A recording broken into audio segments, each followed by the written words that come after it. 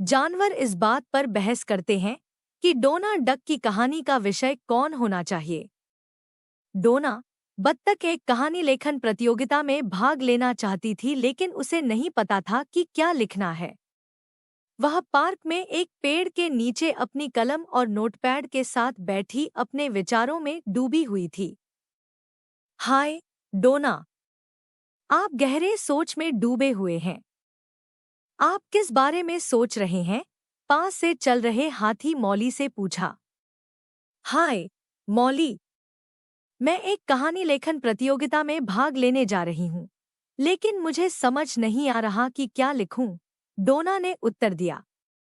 ओह, आप मेरे बारे में कुछ क्यों नहीं लिखते? मैं भारी वस्तुएं उठा सकती हूँ और मैंने भारोत्तोलन में कई पदक जीते हैं, मौली ने सुझाव दिया। तभी बोनी भालू वहां से गुजरा और उसने बातचीत सुन ली। तुम्हारे बारे में कहानी कौन पढ़ेगा? डोना, तुम्हें इसके बजाय मेरे बारे में लिखना होगा। मुझे कई क्रिकेट टूर्नामेंटों में मैन ऑफ द मैच के खिताब से नवाजा गया है, बोनी ने कहा। मैंने कई शतक बनाए हैं और विकेट भी लिए हैं। मुझे ठीक ठीक पता है कि आपने कितने रन बनाए हैं और कितने विकेट लिए हैं। किसी से आपके बारे में लिखवाना काफी नहीं है। घोड़े हैरी को रोका। तुम्हें अपनी कहानी मुझ पर आधारित करनी चाहिए, डोना। मैं हर वर्ष वार्षिक दौड़ में प्रथम पुरस्कार जीतता हूँ। मेरे पास इसे साबित करने के लिए पदकों से भरी एक शेल्फ है, उन्होंने घमंड से कहा।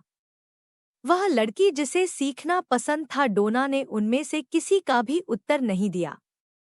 ऐसा लग रहा था कि वे केवल उसकी उलझन बढ़ा रहे हैं। जल्द ही कई जानवर उसके चारों ओर इकट्ठा होने लगे, जिसमें रे गैंडा भी शामिल था, जिसने भीड़ के सामने अपनी जगह बनाने की कोशिश की। मेरे रास्ते से हट जाओ, एडी, उसने गधे को एक तरफ धकेलते हुए कहा।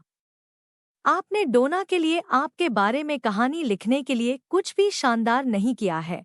भीड़ में सभी लोग हंसने लगे। एडी को चोट लगी, लेकिन उसने एक शब्द भी नहीं कहा। वह चुपचाप एक कोने में चला गया। अगर डोना कोई कहानी लिखती है तो वह मेरे बारे में होगी। मैंने जंगल में सभी कुश्ती प्रतियोगिताएं जीती हैं। मैं किसी को भी चुनौती दे सकता हूँ जो मुझे चुनौती देने का साहस करता है, आत्मसंतुष्ट रे ने कहा। एक एक करके सभी लोग अपने बारे में डींगे हाँकने लगे, जिससे डोना निराश हो गई। इस बीच ड्रेक नाम का हिरण अपनी सब्जियां बेचने के लिए बाजार जा रहा था। वह बूढ़ा और कमजोर था और बहुत थका हुआ लग रहा था। उसने बड़ी मुश्किल से अपनी गाड़ी को आगे बढ़ाया। अचानक उसका चेहरा लाल हो गया और जोर-जोर से सांस लेने लगा। किसी भी जानवर ने मदद करने की कोशिश नहीं की। इसके बजाय उन्होंने तुम्हें घर पर रहना चाहिए, बूढ़े आदमी जैसी टिप्पणियां दी। और आप ताकत हासिल करने के लिए अपनी ही कुछ सब्जियां क्यों नहीं खाते?